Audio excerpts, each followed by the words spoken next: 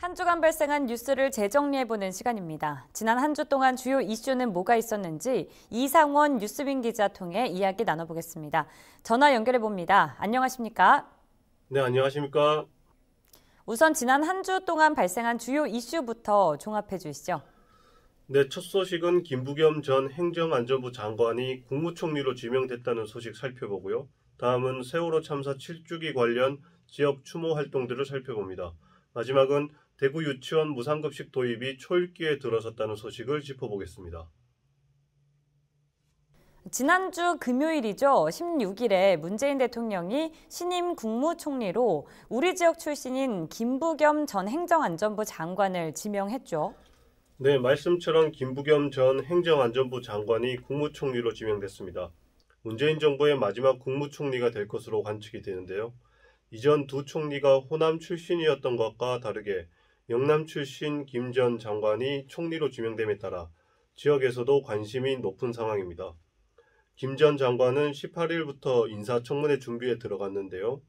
정부 초대 행정안전부 장관으로 인사청문회를 한번 통과한 이력이 있기 때문에 청문회 통과는 무난할 것으로 보입니다. 재보궐선거를 참패한 정부 여당이 화합형 정치인인 김 전 장관을 총리로 지명한 건 1년 남은 임기를 질서 있게 마무리하기 위함이라는 평가가 나옵니다. 네, 마찬가지로 지난 금요일은 세월호 참사가 발생한 지 7주기가 되는 날이기도 했습니다. 우리 지역에서도 다양한 추모 행사가 이어졌다고요? 네, 지난 5일 대구 4.16 연대가 4월 한 달을 추모의 달로 정하고 다양한 추모 행사와 활동을 이어갔습니다. 온라인에선 SNS를 통해 추모 프로필 사진을 게재하는 운동을 했고 오프라인으론 추모 현수막을 달았습니다. 지난 9일에는 희생자 유가족 등이 참여하는 4.16 합창단과 함께 추모 문화제를 열었고 7주기 당일인 16일에는 동성로에서 추모 분향소를 운영했습니다. 대구교육청도 세월호 참사 추모 주간을 지정 운영했습니다. 12일부터 16일까지를 추모 주간으로 하고 16일에는 오전 10시에 1분간 학생들이 추모 묵념을 올리는 시간도 갖도록 했습니다.